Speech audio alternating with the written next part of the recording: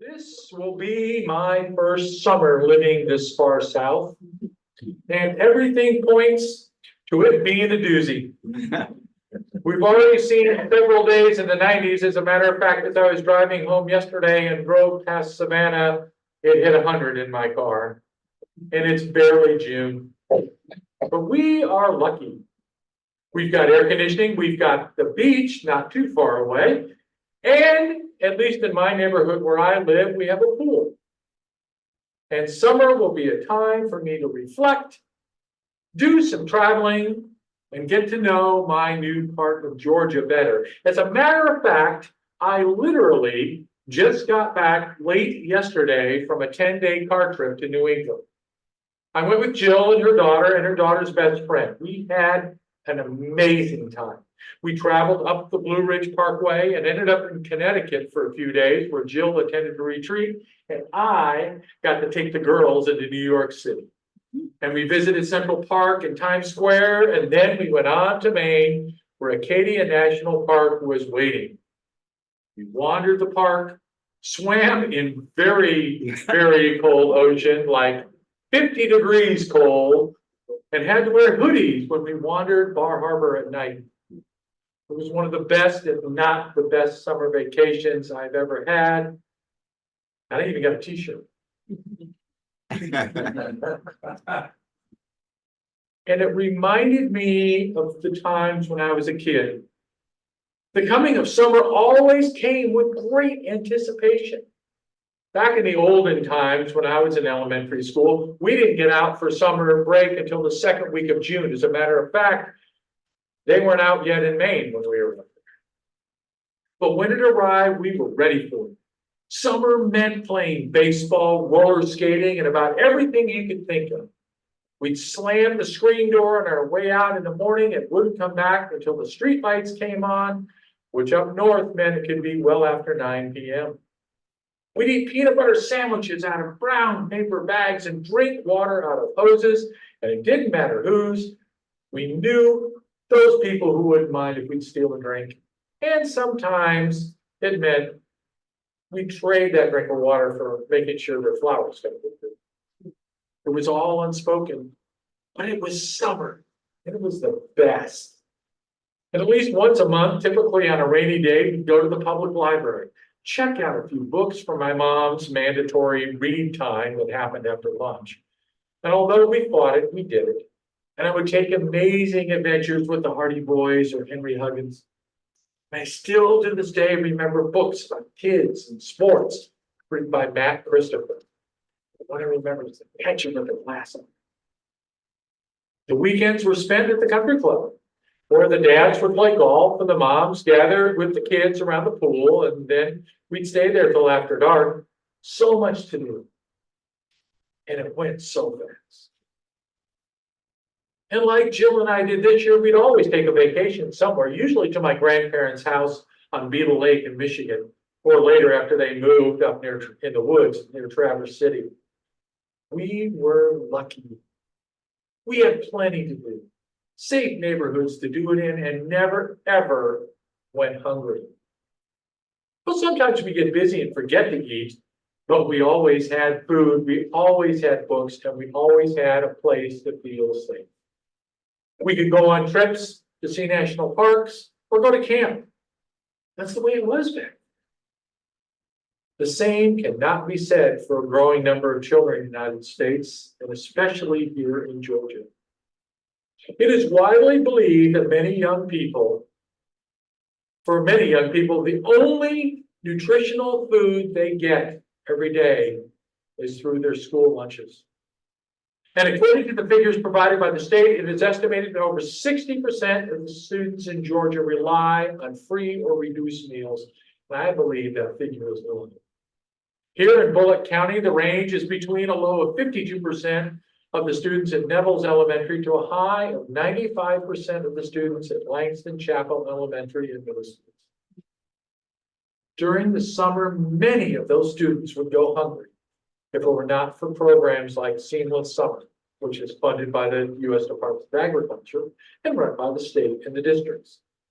A seamless summer, however, requires that free meals be eaten here in Bullock County at one of two sites.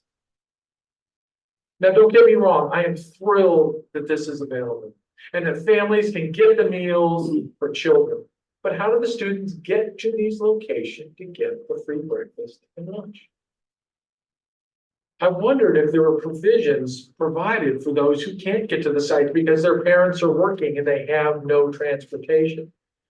Sounded like that would be something of great assistance. So to find out, I went to the Bullock County Schools website, and sadly, the only information they had was that the times I mentioned, which were in the morning and then over the lunch hour, they could go and get a meal, and stating that the meals will be available for the month of June.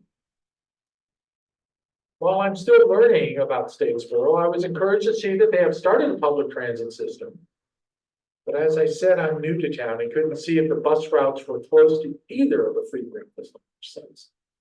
I think I'll dig into this more. Maybe I could find someone on the city council who might. But is there more we can do? Well, I do know the USDA has another program that actually makes additional money available through the summer months to families through their EBT and WIC benefits, which means the entire family could actually get the extra money for the summer, and they could go to the store when their schedule allowed them to make sure their children had food. Sounds like a great program, except the state of Georgia was one of 15 states who decided not to participate. And here is where I start to get a bit perturbed. The program only requires the state to pay for administrative costs. The federal government picks up the complete tab for the extended benefits. Well, our state, in its infinite wisdom, doesn't believe it is necessary and wants to be a good steward of the taxpayers' money. So they have chosen not to participate.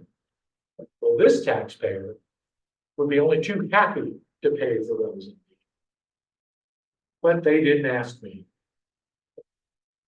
And what also irks me is these are the same people that will hold the Bible and use it as a weapon to take away a woman's right to determine her own health care. That will use it as a weapon against members of the LGBTQ communities, denying them the rights to be who they are. They use it as a weapon to those who are here to escape persecution and find a better life. They use it as a weapon, in my opinion, without reading a single word of what's inside. And what gets me is these are words that they will tell you are the actual words of God. Well, if that's the case, how do they justify their actions? When Jesus said in Matthew 25, when the Son of Man comes in his glory and all the angels are with him, he will sit on his glorious throne. All the nations will be gathered before him, and he will separate people one from another as the shepherd separates the sheep from the goats. He will put the sheep on his right and the goats on his left. Then the king will say to those on his right, come, who are blessed by my Father, take your inheritance, the kingdom prepared for you since the creation of the world. For I was hungry, and you gave me something to eat. I was thirsty, you gave me something to drink. I was a stranger, you invited me in. I needed clothes, you clothed me. I was sick, you looked after me. I was in prison, and you came to visit. Then the righteous will answer him, Lord, when did we see you hungry and feed you, or thirsty and give you something to drink? When did we see you a stranger and invite you in, or needing clothes and clothe you? When did we see you sick or in prison and go to visit you? The king will reply, truly I tell you, whatever you did for the least of these brothers and sisters of mine, you did for me. Whatever you did for the least, you did for me. Then he will say to those on his left, depart from me, you who are accursed, into the eternal fire prepared for the devil and his angels. For I was hungry, and you gave me nothing to eat. I was thirsty, and you gave me nothing to drink. I was a stranger, and you did not invite me in. I needed clothes, you did not clothe me. I was sick and in prison, and you did not look after me. They will also answer, Lord, when did we see you hungry or thirsty or a stranger or needing clothes or sick or in prison and did not help you? And you will reply, truly I tell you, whatever you did not do for one of the least of these, you cannot do for me. Then they will go away to eternal punishment, but the righteous to eternal life. It's right there in black and white in the NSV version. Words from the mouth of Jesus, as they say. And whether you believe that or not, it's pretty clear to me by those words, our role is clear. We are here to help each other. Period. Plain and simple. And if our friends in the legislature actually truly believe these words are true, which almost all of them will claim, well, there are some then who are in for a bit of surprise when their judgment day comes. I also find it funny that when you question our legislators on why they won't participate in programs such as expanded Medicare and enhanced food programs, their answer is, we won't be sheep and follow what everyone else is doing. Well, if you believe what is attributed to Jesus in Matthew 25, it seems like a sheep might be a better place to be than a goat. But saying. We have programs in place to help those in need, but they don't go far enough. We need to make sure that no one, and I mean no one, goes without food. No one goes without shelter. If you're in downtown Atlanta, you will see the blocks and blocks of empty office buildings. There is no excuse for people who have no choice to live on the streets. And we need to make sure that everyone, all the strangers who come to this place, are welcome at our table. We say it in our introduction to this place every week. You heard Abby talk about it. No matter who you are, where you are in your spiritual journey, or who you love, you are welcome here. And they are. I see it every time. They are. Everyone is welcome. The problem is they aren't welcome the minute they walk out that door and onto those streets. There needs to be more. We need programs for young people during the summer so they can learn to swim and fully experience what this beautiful part of the world has to offer. We need safer neighborhoods for our children to play in, more parks with swings and slides and rec centers open to all where they can learn and be kids. They need to be able to play kick the can and walk down the streets to get ice cream at night without worrying about being shocked or being hassled because of the color of their skin. We need to do more. And every child in this country deserves an equal education, and not just ABCs and 1, 2, 3s. We need to make sure they are learning history, real history, not some distilled version that doesn't include the truth. They need to have quality education about their bodies and how to protect them and experience them safely. We need to do more. And I know we can't do it all. We'd like to think we can, but we can't. But we can do some of it. We can work as a small fellowship to expand our amazing program called Our Whole Lives that was developed by the UUs in the United Church of Christ. We can take that curriculum outside these walls. And I will be working to do just that in my leadership project this coming year. And you will be hearing lots more about it in the coming weeks.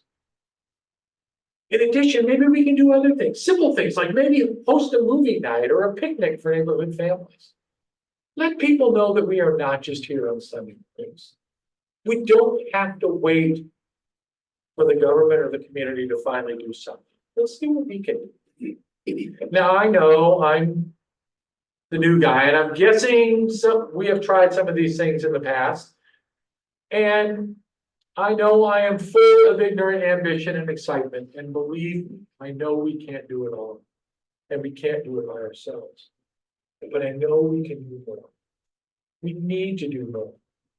We have to do more because it is certain that the majority of our elected officials in this state have no intention of doing it. Every Sunday we gather here to worship and be together. And it's amazing and it's wonderful.